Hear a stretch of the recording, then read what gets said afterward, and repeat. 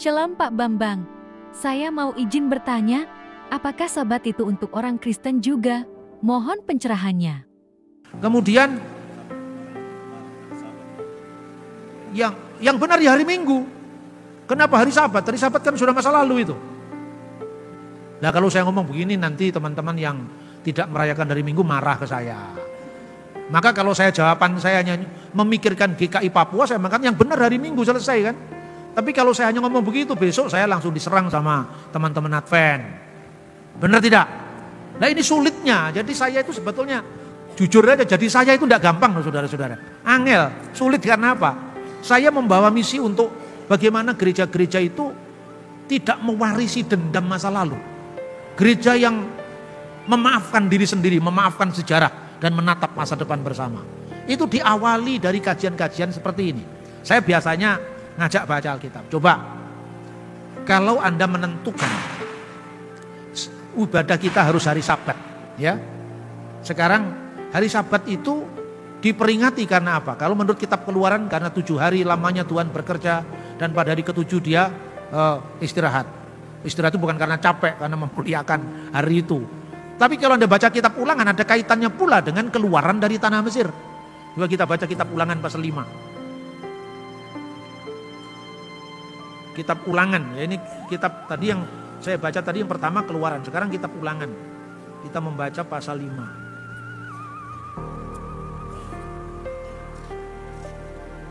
Ya, 10 firman itu. Jangan ada padamu ilah lain di hadapanku, janganlah membuat bagimu berhala dan seterusnya. Jangan sujud menyembah. Lalu ayat 10. Tapi aku menunjukkan kasih setia dan seterusnya. Jangan menyebut nama Tuhan, pelihara dan kuduskanlah hari Sabat seperti yang diperintahkan kepadamu oleh Tuhan Allahmu. 6 hari lamanya engkau akan bekerja dan melakukan segala pekerjaanmu. Tetapi hari ke-7 adalah hari Sabat bagi Tuhan Allahmu. Jangan melakukan pekerjaan apapun engkau, anak laki-laki atau perempuan, hambamu laki-laki, hambamu perempuan, lembumu dan keledaimu, segala hewanmu ataupun pendatang di dalam kotamu, supaya hambamu laki-laki atau perempuan istirahat seperti engkau juga. Haruslah kau ingat bahwa engkau pun dahulu budak di tanah Mesir dan engkau dibawa keluar dari sana oleh Tuhan Allahmu dengan tangan yang kuat, dengan lengan teracung. Itulah sebabnya Tuhan memerintahkan kau merayakan pada hari Sabat. Nah pertanyaannya, kalau kita membaca Sabat dari Keluaran, ya kan, itu alasannya umum. 7 hari, 6 hari lamanya Tuhan berkarya, pada hari terakhir, hari Sabat, harus istirahat. Pertanyaannya, hukum di mana di Alkitab sebelum Taurat Musa diberikan yang suruh merayakan Sabat? Tidak ada. Berarti hukum itu setelah zamannya Musa kan? Tapi pertimbangan pertama dari kitab Keluaran adalah pertimbangan alasan universal itu. Tapi ada alasan yang lebih khusus. Karena kamu dibebaskan dari tanah Mesir. Nah ini sifatnya khusus Israel. Karena bangsa Indonesia tidak dibebaskan dari tanah Mesir. Benar tidak? Orang Malaysia tidak dibebaskan dari tanah Mesir. Berarti ini khusus kan? Makanya saudara-saudara, orang Yahudi sampai sekarang, sejak zaman dulu pun tidak memaksakan Sabat kepada orang bukan Yahudi. Orang Yahudi dulu kalau sebelum tahun 2000 negara Israel, kalau hari Sabat itu hotel-hotel makanan semua dingin karena nggak ada yang berani bekerja memanasi makanan di kulkas pada hari Sabat atau di pemanas pada hari Sabat. Tapi sekarang semua makanan hangat, panas. Kenapa? Karena ada orang asing yang bekerja pada hari Sabat. Dan orang asing itu orang non-Yahudi. Itu namanya Sabat Goi. Jadi hari Sabat berlaku bagi orang Yahudi, tapi tidak berlaku bagi orang non-Yahudi. Makanya ada Sabat Goi oleh bekerja pada hari Sabat. Karena alasannya ini. Yang mengalami peristiwa pembebasan dari Mesir, itu Yahudi. Tapi kalau alasannya, Pak itu kan 7 hari lamanya. Ya betul, tapi di mana dekretnya sebelum zaman Musa? Di kitab Kejadian misalnya. Banyak dari nenek moyang bangsa Israel, misalnya Abraham, melanggar Taurat kalau diukur dari ukuran Taurat Musa. Misalnya, jangan memasak anak kambing bersama susu induknya. Abraham melanggar itu karena menyuguhkan kepada tamunya daging anak lembu yang gemuk dan dade. Dade itu produk susu, seperti keju. Lah itu kan nggak boleh disajikan bersama daging. Apa dapat dikatakan Abraham melanggar ketentuan imamat Keluaran pasal 23 ayat 19? Tidak. Karena apa? Separuh dari kehidupan Abraham itu mewakili Ab Hagoyim, bapak bagi bangsa-bangsa. Kapan itu? Sebelum dia disunat. lalu mewakili bangsa Israel setelah dia disunat. Makanya sunatnya Abraham itu sunat perjanjian yang diawali dari putranya Ishak, umurnya 8 hari. Kalau ada orang lain mengklaim kami lebih setia pada Taurat Musa karena kami sunat umur 12 tahun. Itu bukan sunat Abraham, itu bukan sunat perjanjian, itu sunat tradisi. Iya kan? Kami lebih setia pada hukum Musa karena kami tidak makan babi. Kamu makan kelinci dan makan unta. Jangan hanya kamu sisakan satu kemudian kamu merasa lebih Musa daripada hukum Musa. Kita akan lihat sejarahnya secara detail dong, gitu. Nah, sekarang itu. Jadi artinya itu cara memahami Sabat. Kemudian, apakah sepenuhnya ritus Yahudi sama dengan Kristen? Tidak. Satu contoh Paskah. Apakah yang diperingati Paskah dari Paskahnya Yahudi? Keluaran dari tanah Mesir. Kapan tanggalnya? Setiap bulan purnama 14 bulan Nisan. Malam tanggal 15 Nisan. Itu Paskahnya Yahudi. Pertanyaannya, waktu Paskahnya Yahudi itu apa yang mereka lakukan? Merayakan malam Paskah. Malam Paskah itu satu keluarga kumpul bersama. Kepala keluarga yang memimpin itu tentu laki-laki.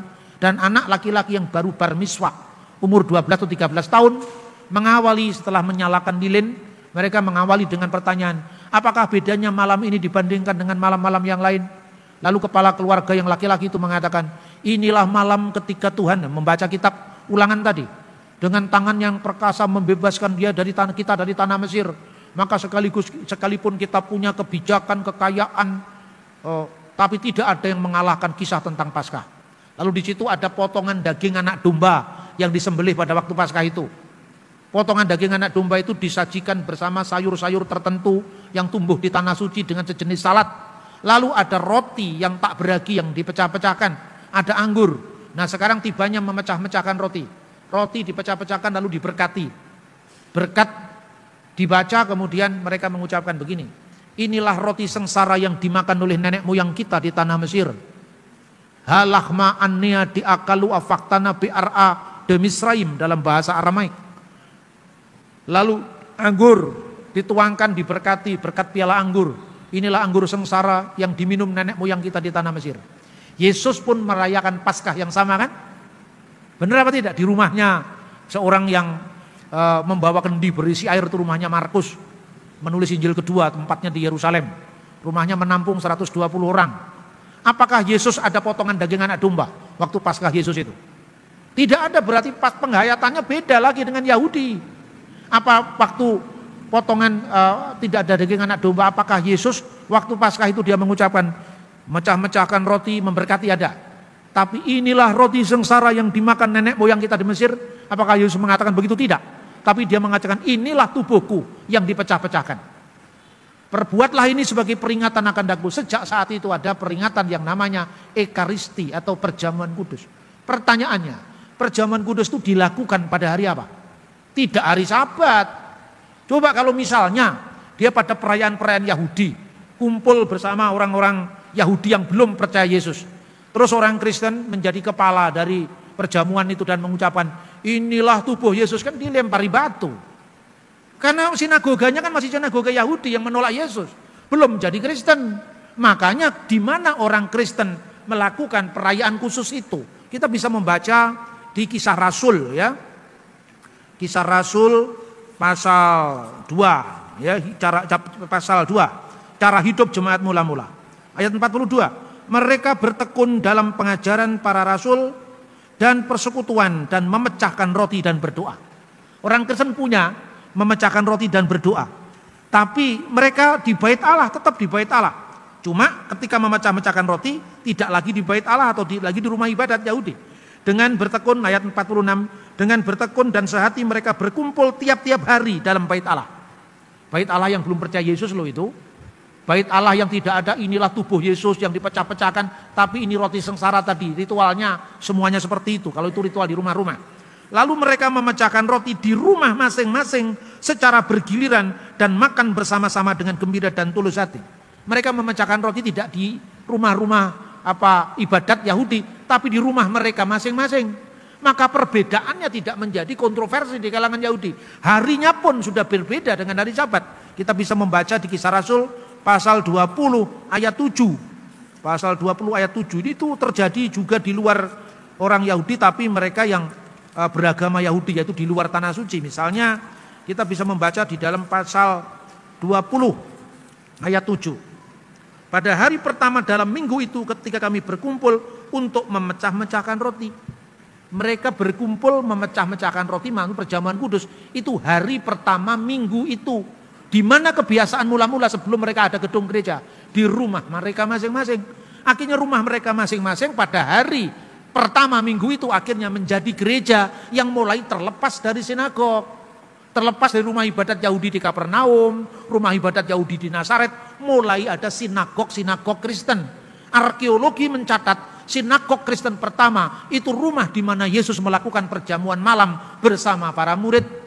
Tempat itulah yang sejak tahun 1947 ketika perang kemerdekaan dengan Israel, seorang arkeolog menemukan penggalian kota itu dan lapisan keramik dari abad pertama dan arah ibadah yang tidak lagi menuju ke Bait Allah Yerusalem tapi menuju kepada Golgota, tempat penyaliban Yesus.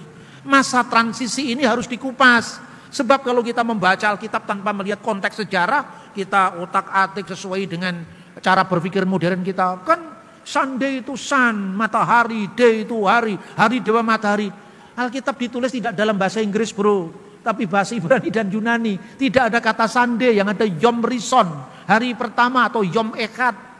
Jadi jangan menafsir Alkitab dari Mandag, Sondag, Wednesdag pakai bahasa Belanda atau bahasa Jerman atau bahasa Inggris, tapi mesti dari original teks kitab suci, konteks asli kitab suci, juga arkeologinya. Oke Pak Bambang, penjelasan Anda sangat mencerahkan dan menguatkan iman kami. Terima kasih, Tuhan Yesus memberkati.